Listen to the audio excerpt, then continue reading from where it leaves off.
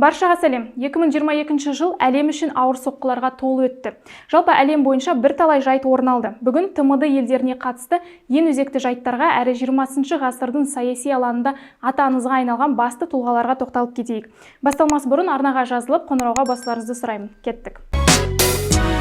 Жыл Қазақстан үшін қайғылы жағдаймен басталды. 238 жанның өмірін қиған қанды қаңтар ел қабырғасын қайыстырып, әлі де сыры толық ашылмаған жайт болып отыр. Тергеу жүргізіліп, күнәсіз деп танылғандар амнистиямен шығып жатса да, қаңтар бойынша соңғы нүкте қойылмағаны айқын.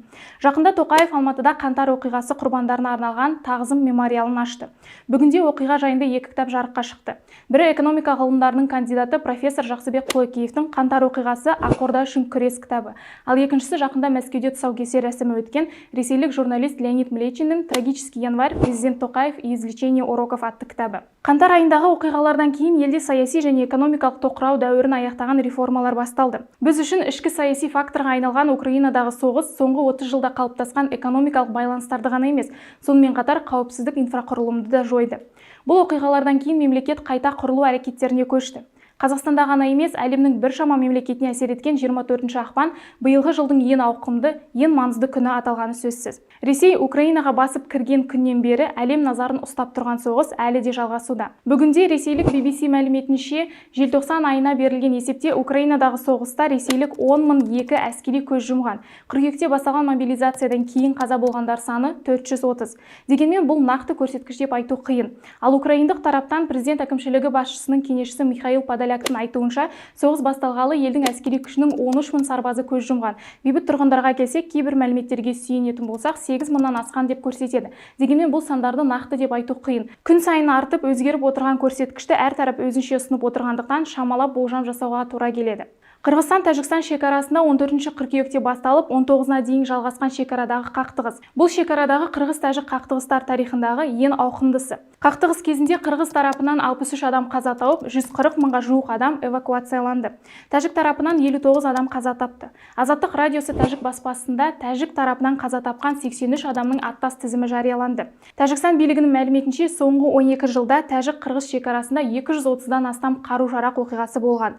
Бауырлас Қарақалпақстанда болған наразылықтар да елдің есінде болуы шарт. Өзбекстан құрамындағы Қарақалпақстан Республикасының астанасы Нүкісте жүздеген адам ресми Ташкенттің Қарақалпақстанды егемен статусынан айыру жоспарына қарсы және тәуелсіз журналист Дәулетмұрат Тәжімұратовты босатуды талап етіп наразылыққа шықты. Мукун.uz телеграм каналы таратқан видеоларда Нүкіс көшелерінде жүздеген адам шыққаны, әрі наразылық қантөгіспен аяқталғаны байқалды. Өзбекстанның бас прокуратурасы Нүкісте болған толқулар салдарынан 18 адам қаза тауып, 243 адам жарақат алды. Оның ішінде 38 құқық қорғау органдарының қызметкерлері, 516 адам ұсталды деп мәлімдеді. Дегенмен Қарақалпақстандық азаматтық белсенділердің айтуынша қаза тапқандар саны әлде қайда жоғары. Толқулар нәтижесінде Өзбекстан конституциясында Қарақалпақстан егемендік мәртебесі өзгертілмейтін болды.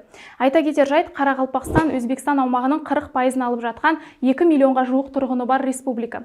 Бір ымыраға келіп, тоқтар күйі әлі байқалмайтын енді бір дау Әзірбайжан мен Арменияның таулы Қарабақ үшін күресі. 30 жылдан астам уақыт бойы созылмалы дертке, қақтығыс ошағына айналдырып, Ресей шеше алмаған түйткілді Еуропа биылғы жыл соңына дейін толық жоятын болды. Бұл ретте Алматы декларациясы басшылыққа алынды.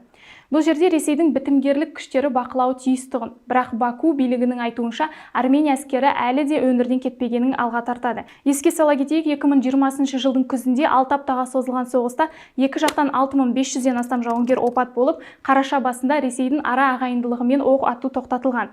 Аталған аймақ үшін 1994 жылдан бері орын алып отырған ең үлкен қақтығыс. Бұл шиеленіс екі мемлекетпен шектеліп қалмай, одақтастары Түркия мен Ресейдің де араласуына әкелді. ТМД елдерінде болған басты қақтығыс соғыс жайлары осы. Бұдан бөлек қосар ой, биыл әлем 20 ғасырмен қоштасып жатыр. 20 ғасырдың саяси алаңында бейілді орынға ие бірталай аты аңыз тұлғалар өмірден өтті. Сәуір айында Кеңес одағы мен Ресейдің дау басында жүретін жанжалды жаны сүйген Владимир Жириновский. Артынан мамырда 1991 жылы Беловеж келісіміне қол қойған Станислав Шушкевич. Тамыз айында Кеңес одағының жалғыз президенті Михаил Горбачев.